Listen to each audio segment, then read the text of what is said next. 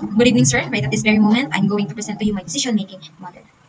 So the name of my decision-making model is Proton or Proton Decision-Making Model. So let me give you a short background why I name my decision-making model a Proton. So alam ko naman po na meron na po kayong kaalaman what is Proton. So Proton is a subatomic particle po siya in a nuclei na meron pong positive electric charge and considered po na fundamental particle po siya ng nuclei para po makapag-generate ang atom. So the characteristic of a proton can be compared when we are deciding. Diba po, when we decide, we expect a positive side, lalo na kapag yung ating decision ay talagang masusi po natin na pinag-aralan at pinagplanuhan. Yung mga magiging decision natin dito, ang magiging turning point po natin kung ano ba yung magiging outcome nito.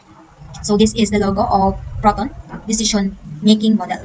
So bilang trivia na rin po, yung proton is a Greek word for first. That's why po meron siyang first in first. So I came up to this decision model name dahil alam ko na in every aspects of our life, we should decide first. Mula pa lang mga kapag pagkagising natin, we decide na kaagad ano ba yung ating gagawin natin sa maghapon, ano ba ang gagawin mo kapag bumangon ka mula sa higaan mo. So kung mapapansin po natin, meron po diyang heart, my brain, and sa center po nito is my positive sign or a cross. Nagre-represent po ito ng di ba po kapag when we decide, dapat kasama yung ating heart, yung ating mind, para po yung ating decision ay maging talagang buo. Of course, in a positive way. So, sa aking pong decision model, I'm going to use symbols and colors, which is correspond po siya ng certain meaning. So, kabilang po sa mga shapes na aking gagamitin is, first is the terminal symbol or the oval shape. So, yung oval shape po, nag-indicate siya ng beginning or end of the flow chart. Next is the process symbol or the rectangle shape. Next is the diamond shape. It corresponds to the decision symbol. And the last one is the input symbol. So yung input symbol po, yun po yung mga ideas na pwedeng ibigay sa atin ng mga external parties doon po sa magiging decision mo. So the input symbol, yan po ay parallelogram shape. Next, kapag meron naman pong shapes, of course, meron din po sa kulay. So we have the orange, red, and yellow. So this corresponds to the urgency, importance, and danger of a decision. Next is the green and blue. Ito po ay nagre-represent sa kindness, logic, and creativity. And the last one is white, represents purity. So this is my decision-making model or the Proton decision-making model. So napakahalaga po yung papel ng ating educational leader dito sa first step, which is anticipate. So yung educational leader po, he or she is the one who expected to have an initiative first kung ano ba yung to promote the welfare of the school community or the school. Siya po yung magpupursige ano ba yung bagay na dapat niyang mabigyan, pagtuunan ng pansin, pagdesisyonan para mas mapaganda pa yung school na kanya pong pinamamahalaan. So halimbawa po diba sa vision ng school, dapat po yung naka-inline pa rin po yung magiging decision niya doon sa vision goals ng school. So halimbawa po yung vision ng school is maging dumami pa yung mga enrollees for the next school year.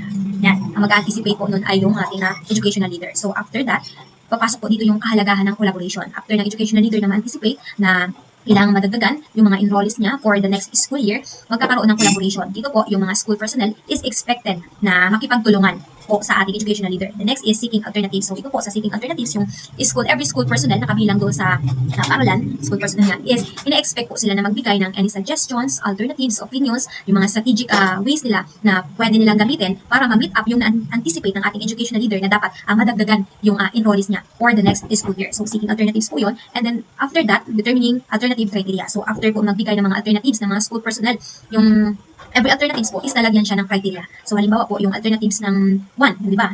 Doon sa isang alternatives, yung criteria na inilagay niya, yung alternatives na yun is using by putting giving appliers. Ano ba yung mga dapat na maging criteria doon sa alternatives na yun when putting appliers or giving appliers rather.